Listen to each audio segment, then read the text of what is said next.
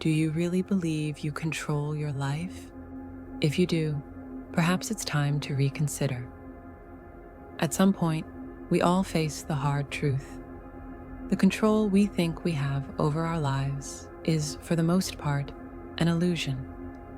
No matter how much we plan or how prepared we try to be, existence has a mysterious way of reminding us that we are part of a much larger game, governed by forces beyond our understanding. For centuries, spirituality has taught us that the pursuit of absolute control is a constant source of suffering. Buddhist traditions, for instance, speak of attachment as the root of all human pain. When we cling to the desire to control everything, outcomes, people, circumstances, we become slaves to our expectations. The paradox is that the more we try to hold the reins of life, the more they seem to slip from our hands. The universe operates in unpredictable and chaotic ways. Natural phenomena, such as hurricanes or pandemics, are powerful reminders that our will is irrelevant in the face of certain forces. Even our own bodies, the temple we inhabit, operate beyond our control in many aspects. The heart beats without our intervention, cells renew themselves without our permission, and the brain processes billions of pieces of information without consulting us. If we take a closer look at our own lives, we'll find countless examples of situations that escaped our command yet paradoxically shaped us. That lost opportunity that opened a better door. The relationship that ended, allowing us to discover more about who we are. These events are not mere coincidences. They are expressions of what many traditions call divine order or universal flow.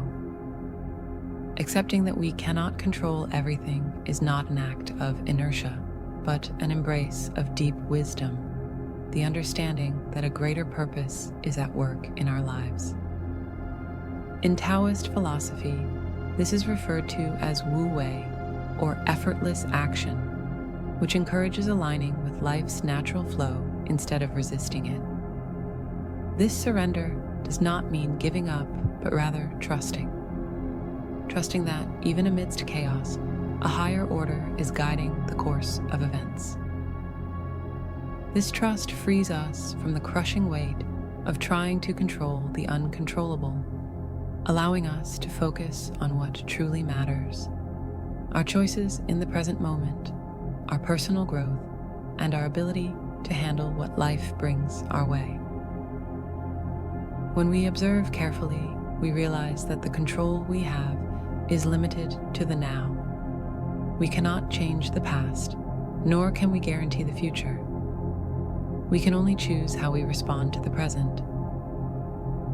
This is true freedom, not controlling everything, but deciding how to react to life's situations. When we accept this truth, we stop fighting against the tide and start swimming with it.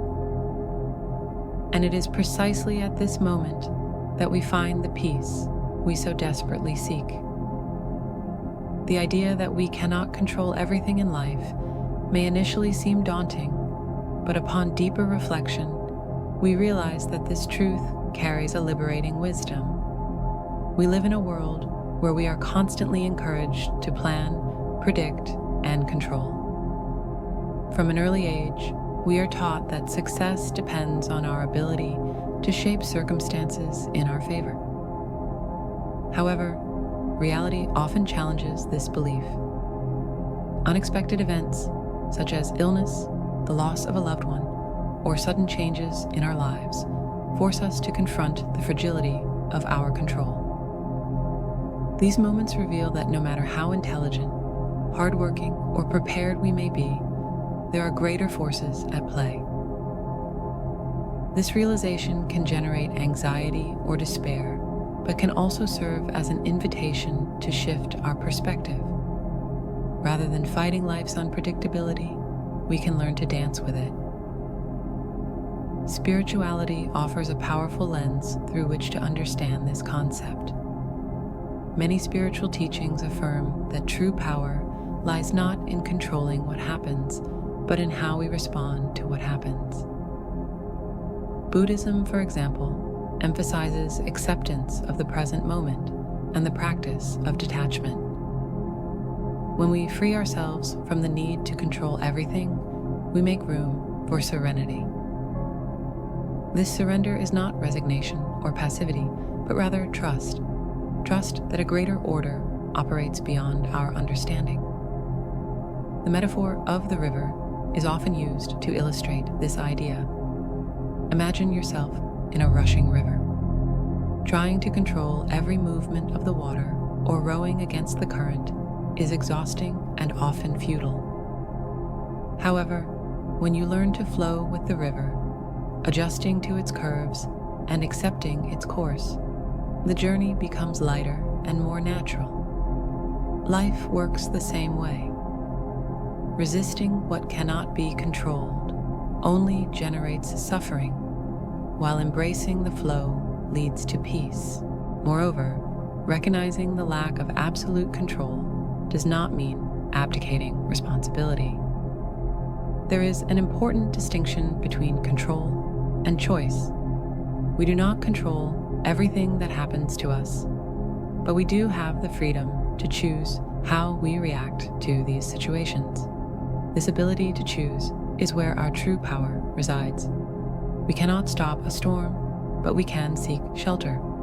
We cannot avoid all the pains of life, but we can choose to learn and grow from them. Accepting the limits of control also makes us more compassionate. We recognize that others like us face internal and external battles beyond their control. This realization invites us to cultivate empathy and mutual support, creating deeper and more meaningful connections.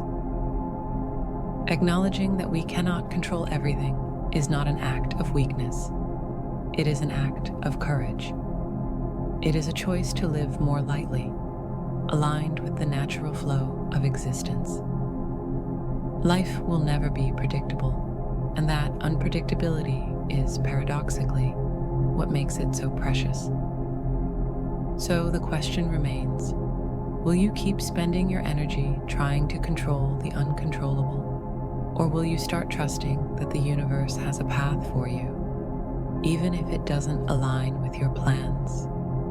The decision is yours, and perhaps that is the only thing you truly can control.